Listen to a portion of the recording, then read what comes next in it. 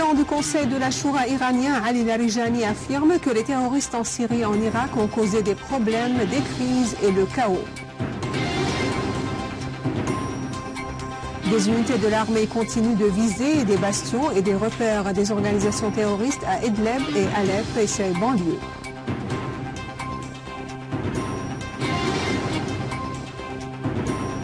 Les Tunisiens votent au deuxième tour de l'élection présidentielle et le candidat Assebsi est favori.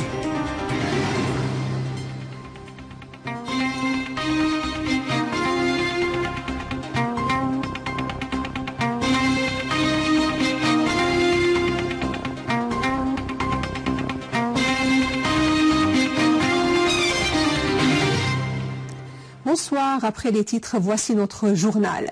Le président Bachar al-Assad a reçu aujourd'hui le docteur Ali Larijani, président du Conseil de la Choura iranien. Au cours de l'entrevue, le président al-Assad a exprimé la fierté du peuple syrien des relations historiques et fraternelles qui lient les deux peuples iraniens et syriens. Au cours des dernières décennies, ce peuple a réalisé beaucoup de succès sur les plans bilatéral et régional, affirmant que les Syriens estiment hautement les positions de l'Iran envers la Syrie et sont attachés au renforcement de la coopération entre les deux pays dans tous les domaines au service des intérêts communs et de la sécurité et la stabilité dans la région. Le président al-Assad a mis l'accent sur la détermination du peuple syrien d'extirper le terrorisme et les idées extrémistes qui menacent les populations de la région et du monde, affirmant que les Syriens sont déterminés à poursuivre le processus de réconciliation nationale sur tous les territoires syriens. Pour sa part, le docteur Larijani a fait l'éloge de la fermeté du peuple syrien dans l'affrontement au terrorisme qui vise sa sécurité et sa stabilité, affirmant que le peuple iranien n'hésitera aucun moment de présenter tout appui et aide possible pour renforcer sa fermeté face au terrorisme et ceux qui le soutiennent.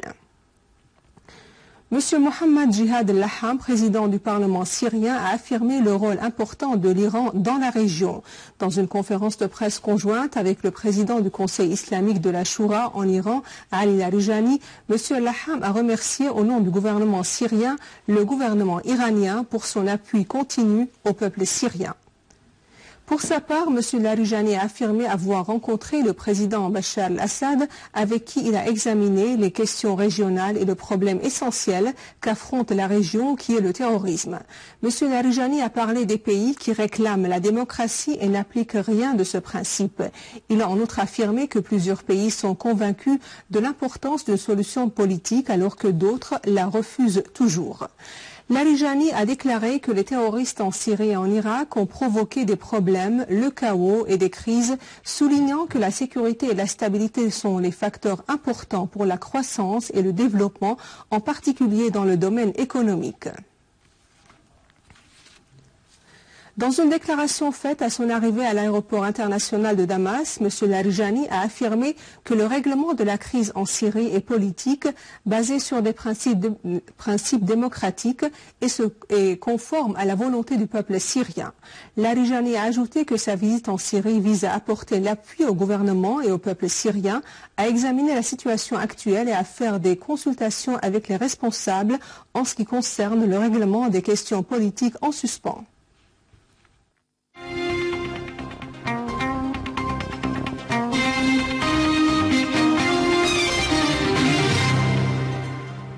Le général Fahad Jassim Al-Freish, commandant en chef adjoint de l'armée et des forces armées, ministre de la Défense, a affirmé que les soldats de l'armée arabe syrienne sont en mesure d'incarner les aspirations du peuple syrien dans la liquidation des réseaux terroristes partout dans la patrie. Lors de sa visite effectuée dans plusieurs unités et points de contrôle militaire dans la banlieue de Damas, le général Freish a transmis aux soldats syriens les salutations du président Bachar al-Assad, assurant que le commandement militaire est satisfait de leur sacrifice pour préserver la sécurité et la stabilité de la patrie. Le général Freish a mis en exergue l'héroïsme des soldats de l'armée arabe syrienne dans la défense de la patrie. Il a aussi écouté des commandants sur le terrain un aperçu sur les mesures prises par les unités et les points militaires en vue de préserver la sécurité des régions civiles face à tout acte terroriste lâche mené par les réseaux terroristes et takfiristes. Pour le deuxième jour consécutif, des affrontements se sont poursuivis entre les habitants des deux localités de Sbekhan et Al-Douaïr et les terroristes de Daesh dans la banlieue est de Deir ez-Zor. Selon des sources d'information, les affrontements font suite à l'enlèvement par les terroristes de Daesh d'un certain nombre de femmes dans les deux villes. Les sources ont ajouté que les habitants ont détruit un véhicule des terroristes équipé d'une mitrailleuse lourde et liquidé les 7 terroristes qui se trouvaient à bord. Le sous-comité de secours humanitaire à Idlib a examiné la réalité du travail de secours et les moyens de fournir les aides aux bénéficiaires. Le sous-comité a en outre mis l'accent sur l'importance des secteurs de la santé, de l'éducation, de l'eau et de l'environnement. À Alep, le sous-comité de secours a examiné les besoins nécessaires pour l'année prochaine et la réalité des projets de la coopération avec les organisations internationales. Dans le cadre de la lutte contre le terrorisme, l'armée algérienne a liquidé 3 terroristes à Boumerdas, dans l'est de la capitale. Le ministère algérien de la Défense a déclaré l'élimination des 3 terroristes au cours d'une opération de ratissage menée par l'armée dans une région montagneuse près de Sidi Daoud, à 60 km de Boumerdas, signalant la saisie de fusils, des équipements et d'un lot d'explosifs. À noter que les autorités algériennes ont déjà annoncé le démantèlement d'un réseau terroriste de 12 terroristes, dont une femme, qui ont une relation avec l'organisation terroriste de l'État islamique Daesh en Syrie. En Tunisie, les sondages d'opinion affirment la victoire du candidat Al-Baji El-Qaïd El-Sebsi sur son adversaire Al-Moussaf El-Marzouki au deuxième tour de l'élection présidentielle. Plus de 5 millions d'électeurs tunisiens votent pour choisir leur prochain président. Le candidat Sebsi, qui jouit d'une grande popularité, expose son programme sur la lutte contre la corruption et les violations pour faire sortir la Tunisie de la crise économique et restaurer la paix et la sécurité.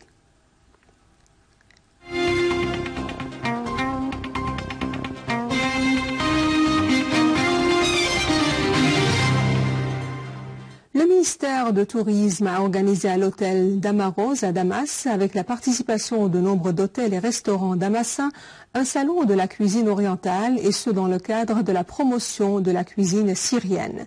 À cette occasion, le ministre du Tourisme, Béchir El-Yazgi, a affirmé que les plats occidentaux sont des éléments essentiels du tourisme syrien et un patrimoine mondial. M. Yazgi a ajouté que ce salon est formé de participants du gouvernement et du secteur privé qui ont contribué au développement des espèces de la nourriture syrienne.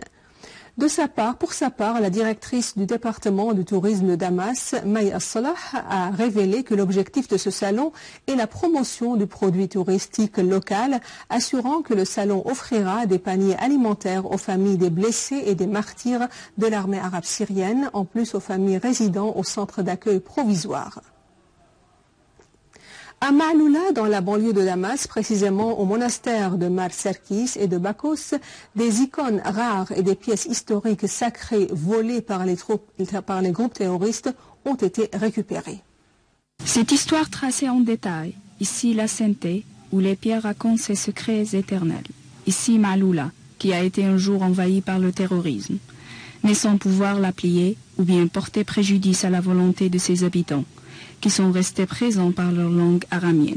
Parmi les pièces archéologiques récupérées, il y a la porte principale du monastère du Mar Serkis et de Bachos, dont l'âge remonte à presque 2000 ans. En présence officielle et populaire, le patriarche d'Antioche et de tout l'Orient des Roms melkites et catholiques, Grigorios III Laham, a affirmé que même si le terrorisme a ses effets sanglants, cependant cela sera toujours un motif pour un début nouveau et unique. À la fin de ce journal, voici un rappel des principaux titres. Le président du Conseil de la Shura iranien, Ali Larijani, affirme que les terroristes en Syrie et en Irak ont causé des problèmes, des crises et le chaos. Des unités de l'armée syrienne continuent de viser des bastions et des repères des organisations terroristes à Idlib et Alep et ses banlieues.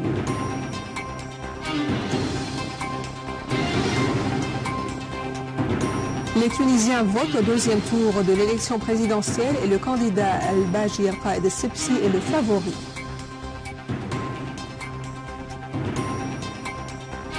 Je vous rappelle que vous pouvez consulter notre site internet syriaonline.sy pour revoir ce journal et d'autres informations. Et maintenant, je vous remercie de votre attention. Passez une excellente journée sur notre chaîne. Au revoir.